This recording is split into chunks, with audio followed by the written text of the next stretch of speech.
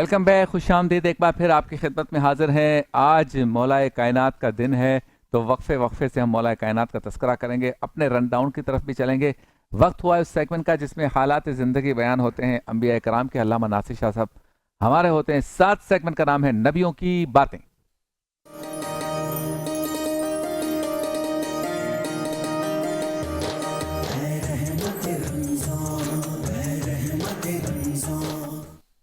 कल तस्करा हो रहा था हज़रत इब्राहीम अलैहिस्सलाम का, तवील तस्करा है। दरिया को कूजे में बंद करना है, फिर भी आज दूसरी बार तस्करा करना ज़रूरी है क्योंकि कुछ अहम बातें रह गई हैं जिनको आज बयान करेंगे। जी अल्लामा साहब अस्सलाम वालेकुम। वालेकुम अस्सलाम रहमतुल्लाहि व आगाज़ बरकातुहू। कीजिए। हज़रत इब्राहीम अलैहिस्सलातु वस्सलाम के हवाले से हम गुफ्तगू कर रहे हैं। मैंने 3 बातें कल अर्ज़ की थी कि इंसान फितरी तौर पे 4 बातें कि जिन चीज़ों से बेइंतहा मोहब्बत करता है, एक माल है, एक वतन है, बीवी बच्चे हैं और एक अपनी जान है। इन चीज़ों से फितरी तौर पे इंसान बड़ी मोहब्बत करता है। हज़रत इब्राहीम अलैहिस्सलातु वस्सलाम ने अल्लाह की मोहब्बत में ये सब कुछ कुर्बान किया, माल भी कुर्बान करके बताया। और कल जैसे हमने माल के एतबार से गुफ्तगू कर रहे थे कि हज़रत इब्राहीम अलैहिस्सलाम ने किस मोहब्बत के साथ अल्लाह के नाम पर क्या क्या कुछ कुर्बान किया। और दूसरी बात ये कि हज़रत इब्राहीम अलैहिस्सलातु वस्सलाम, आज हर बंदा एक माल बचाने की कोशिश करता है, लेकिन जनाब इब्राहीम अलैहिस्सलातु वस्सलाम की आदत करीमा ये थी कि आपकी हालत ये थी कि आप कभी भी बगैर मेहमान के खाना नहीं खाते थे। क्या बात है, क्या बल्कि बात। मेहमान को तलाश करने के लिए निकलते थे और मेहमान को तलाश करके लाते थे और फिर उनको अपने दस्तरखान पे बिठाकर उनके साथ खाना खाते थे। तन्हा खाना भी इब्राहीम अलैहिस्सलाम के मिजाज में नहीं था कि जब तक दस्तरखान पर मेहमान ना हो। यहाँ तक कि एक मरतबा कुछ वक्त बीत गया और कोई मेहमान नहीं आया, तो इब्राहीम अलैहिस्सलातु वस्सलाम की कैफियत में एक तब्दीली आने लगी, परेशानी जाहिर होने लगी।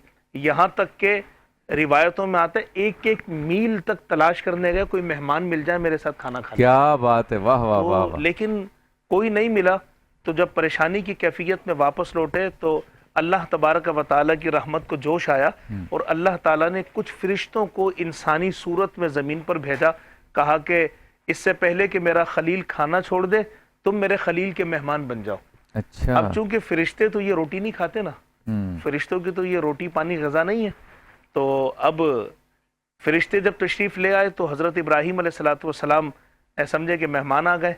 आपको चूंकि खुद बहुत ज़्यादा भूख लगी हुई थी, और फिर हज़रत इब्राहीम अलैहिस्सलाम ने जब दस्तरखान बिछाया, दस्तरखान बिछाने के बाद वो फरिश्ते भी बैठे। अब चूंकि फरिश्ते तो रोटी नहीं खाते, लेकिन इब्राहीम अलैहिस्सलातु वस्सलाम को भूख की शिद्दत ज़्यादा थी, तो आप खाना तनावुल फरमाना शुरू हो गए।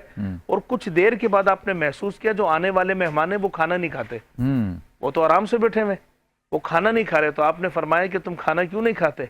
फिर उन्होंने कहा कि इब्राहीम, हम इंसान नहीं हैं, हम बशर नहीं हैं, हम नूरी मखलूक हैं, हम फरिश्ते हैं, और तुम्हारी मेहमान नवाजी की वजह से अल्लाह ताला ने हमें इंसानी सूरत में भेज दिया था। क्या बात है, तो आप अंदाज़ा लगाएं कि ये तबीयत थी, ये कैफियत थी हज़रत इब्राहीम अलैहिस्सलाम की।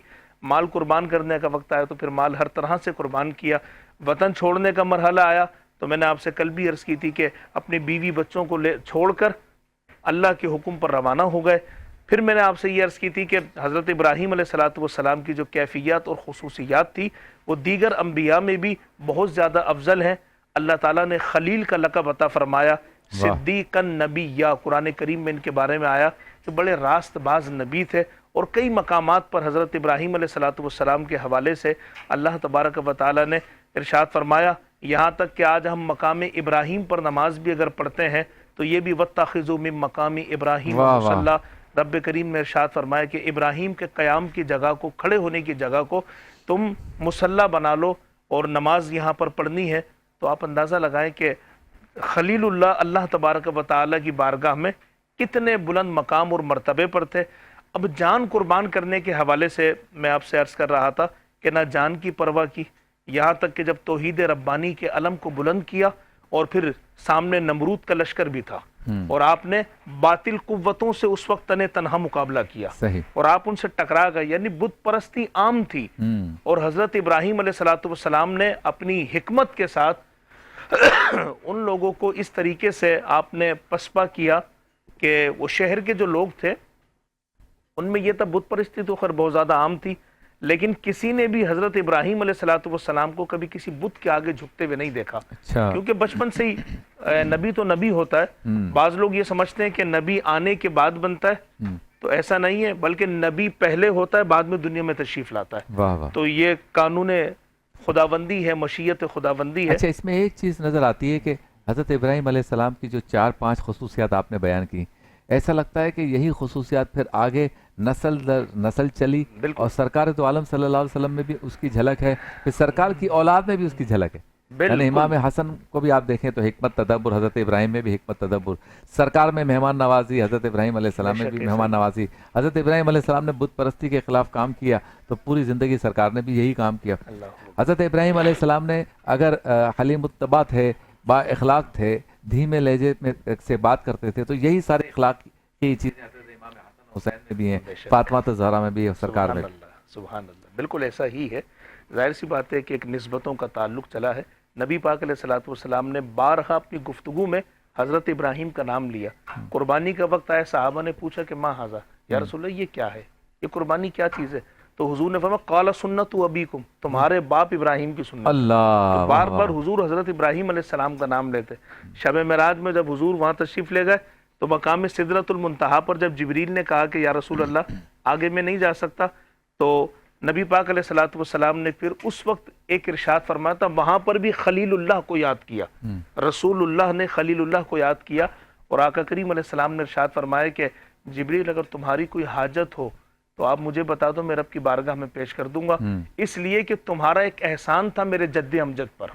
ابراہیم خلیل اللہ پر جب نمرود کی آگ میں پھینکا جا رہا تھا تو تم نے اس وقت کہا تھا کہ اگر کوئی حاجت ہو تو مجھے بتا دو, میں رب کی بارگاہ میں پیش کر دوں گا.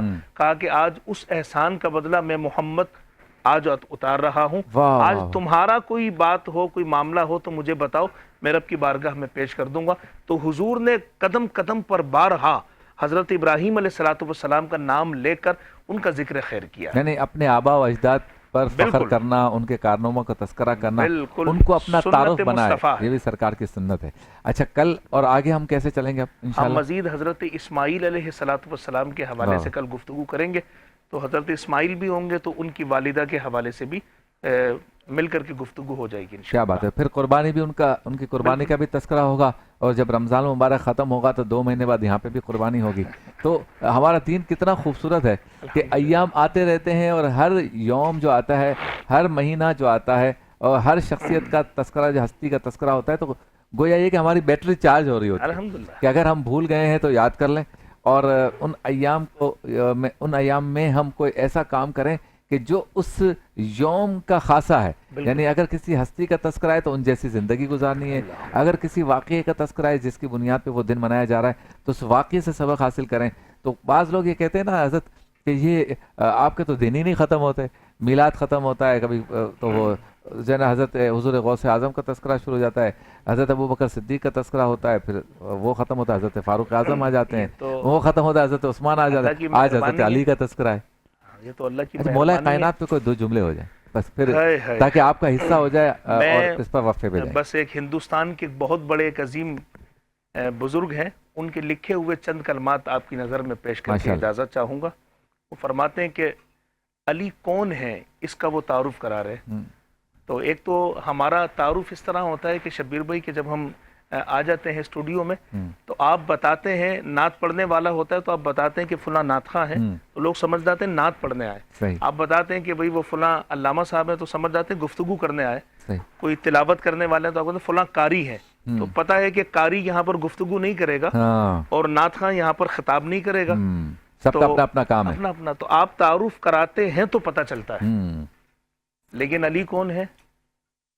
فرمایا خاموش ہے تو دین کی پہچان علی ہے. واہ واہ واہ واہ واہ واہ. فرمایا بھی بولے نہیں ہے, کیا بات ہے, سبحان اللہ. فرمایا خاموش ہے تو دین کی پہچان علی ہے, گر بولیں تو لگتا ہے کہ قرآن علی ہے. کیا بات ہے, واہ واہ واہ. اس باغ نبوت کی کلی فاطمہ زہرا, حسنین ہے 2 پھول تو گلدان علی ہے. کیا بات ہے, سبحان اللہ. اور ہے کہ ہر ایک یزیدی سے کہو ہاشمی کھل کر, واہ, اسلام علی ہے میرا ایمان علی ہے. کیا بات ہے, سبحان اللہ سبحان اللہ.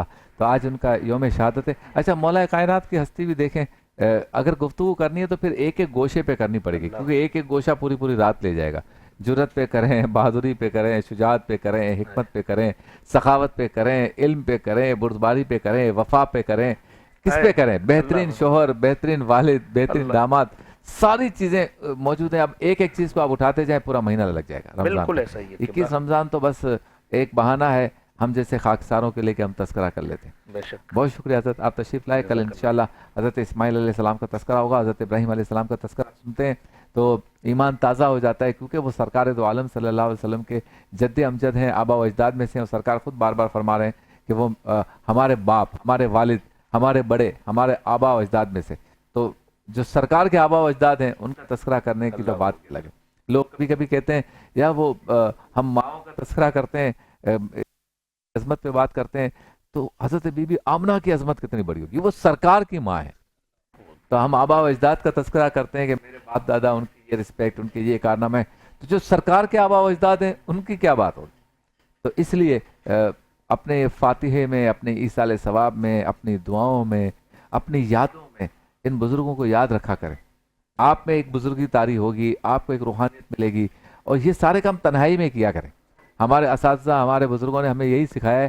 یہ سارے کام جو میں آپ کو بتا رہا ہوں نا، یہ تنہائی والے کام ہیں. اپنے رب سے تنہائی میں گفتگو کرنے کا جو مزہ ہے رمضان میں، ذی الحج کی 10 راتوں میں، محرم کی 10 راتوں میں.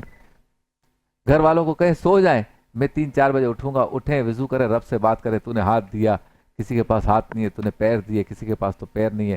آنکھوں سے دیکھتا ہوں، کسی کے پاس آنکھیں نہیں ہیں. دبا کے سنتا ہوں، دبا کے بولتا ہوں. اے رب تیرا کرم ہے، تو نے کیا کچھ نہیں دیا، میں پھر بھی تیری ناشکری کرتا ہوں، مجھے معاف کر دے. رب ایسی سنے گا آپ کی، اور قلب شیشے کی طرح صاف ہو جائے گا. ملاقات.